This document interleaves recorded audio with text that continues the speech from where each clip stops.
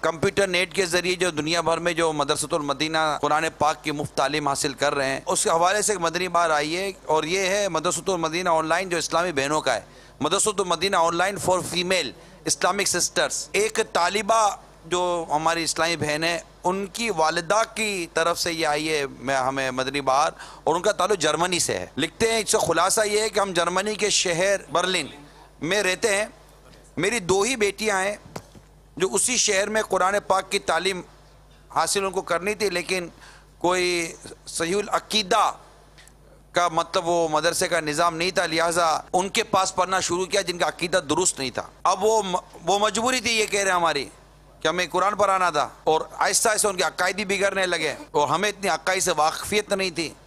اور وہ عقائد وہاں سکھائے جاتے تھے۔ اس کے ساتھ ساتھ اسکول بھی بھیجنے کا سلسلہ تھا، اور وہ غیر مسلموں کا اسکول تھا، اور وہاں وہ غیر مسلموں کی صحبت مل رہی تھی وہاں پر، تو یہ بڑی ان کے لیے آزمائش تھی۔ تو پھر والدہ لکھتی ہے کہ مزید ان کی اخلاقی تربیت کا جو بگڑنا تھا وہ بڑھتا چلا گیا۔ پھر یہ مجھ سے مطالبہ کرتی کہ ہمیں اپنے اسکول کی طالبات جیسا لباس اور انہی جیسی آزادی چاہیے۔ اب میں پریشان تھی کہ آخر کیا کروں، انہیں کیسے سمجھایا جائے۔ لاکھ سمجھانے کے باوجود یہ اپنی خواہش پر بضد تھی۔ اسی پریشانی میں نے اپنی ایک دوست سے بات کی کہ انہوں نے مجھے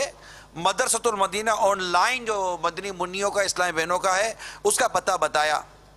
اور میں نے وہاں ایڈمیشن کروا دیا۔ جب ان کا درجہ شروع ہوا تو میری بچیوں میں واضح تبدیلی جو ہوئی وہ یہ تھی کہ قاعدہ پڑھانے کے ساتھ ساتھ جو کتابیں پڑھائی جاتی تھیں، ان میں ایک کتاب تھی پردے کے بارے میں سوال جواب، وہ بھی کتاب پڑھائی جانے لگی، اور مدرسہ اسلامی بہن نے پردے کے بارے میں ذہن دیا کہ یہ مسلمانوں کا حصہ ہے، خاصہ ہے، اور ہمیں پردہ کرنا چاہیے، اور یہ اللہ کی رضا کے لیے، یہ اللہ کی رضا پانے کا یہ بھی ایک بہترین ذریعہ ہے کہ اسلامی بہنوں کو پردہ وغیرہ کرنا چاہیے۔ یوں ان کو مدنی برقعے کا بھی ذہن دینا شروع کیا گیا۔ نتیجہ یہ نکلا کہ میری بچیاں برقعہ اوڑھ کر اسکول جانے لگیں، اور گھر درس بھی دینی شروع کر دیا۔ تو آہستہ آہستہ یہ ساری گھر میں تبدیلی آئی، اور اب یہ ہے کہ انہوں نے لکھا ہے کہ ہم سب امیر اہل سنت دامت برکاتہم العالیہ سے مرید ہو چکے ہیں۔ یہ انہی کا احسان و کرم ہے کہ میری بیٹیاں مسلمان ہونے پر فخر محسوس کرتی ہیں۔ تو یہ مدرسۃ المدینہ آن لائن کے لیے اتنی بہار اس کی پذیر آئی ہے، کیونکہ قرآن درست پڑھنے وغیرہ کے حوالے سے کافی تکالیف ہیں، تو ٹھیک ٹھاک داخلے ہیں، اور ہزاروں داخلے شاید ویٹنگ لسٹ میں۔